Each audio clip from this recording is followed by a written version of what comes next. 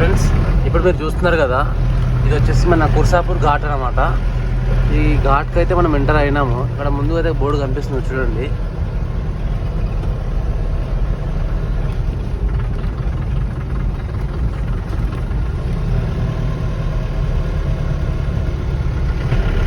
కుర్సాపూర్ ఘాట్ ఇది.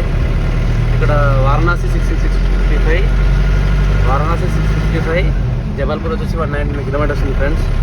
చూస్తున్నారు కదా, ఘాట్ అయితే స్టార్ట్ అయింది, కుర్సాపూర్ ఘాట్.